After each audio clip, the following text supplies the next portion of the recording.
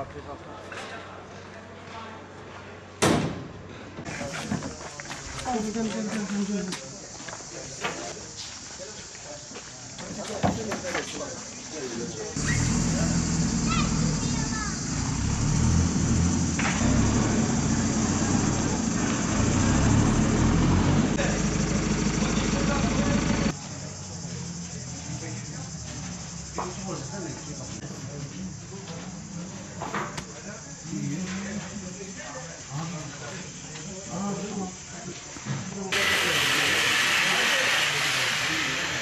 Bayram namazını kıldıktan sonra üye ve gönüllerimizle birlikte kurban kesim yerine geldik.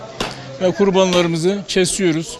Bağışçılarımızın kurbanlarını kestik ve üye ve gönüllerimizin de kurbanları peyderpey geliyor. Halkımızdan da kurbanlarını kestirmek isteyenlerin kurbanlarını burada kesmeye devam ediyoruz. Bu şekilde kurbanlarımızı kestikten sonra daha önceden tespit ettiğimiz muhtaç ailelerimize kurbanlarımızı ulaştıracağız inşallah.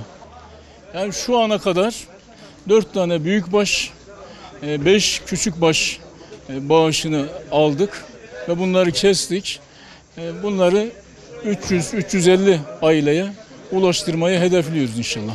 Gelen kurbanlarımız hijyenik bir ortamda, hayvanlarımızı incitmeden, temiz olarak, devamlı arkadaşlarımız temizliğe de dikkat ederek, pandemi koşullarına da dikkat ederek güzelce kesilip, hazırlanıp, poşetlenecek ve muhtaçlarımıza ulaştırılacak inşallah. Şimdiden kurban kesen halkımızın, Müslümanların kurbanları kabul olsun inşallah.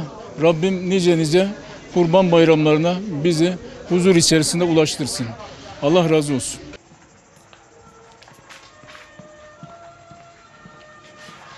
Abi şu açık. Bunlar bir şekilde arabayı mahveder. Ben poşette zannediyorum ama. Yerindeyse bir şey olmuyor.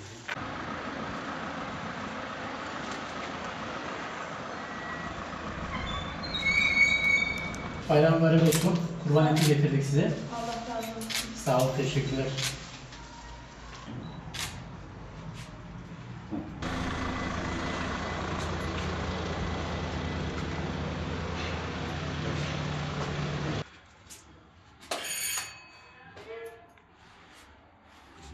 Ablam Umut Kervan'dan geliyoruz. Et getirdik size. Bayram mübarek olsun. Sağ olun sizden de ablam.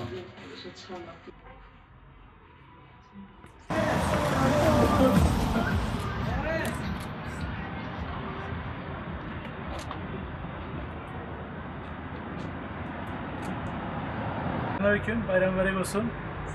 Umut Kervan'dan geliyoruz. Et getirdik size. Nasılsın, iyi misin? Aferin. Sağ olun. Aferin. Babam şu an şeyde. Hayır, imza at.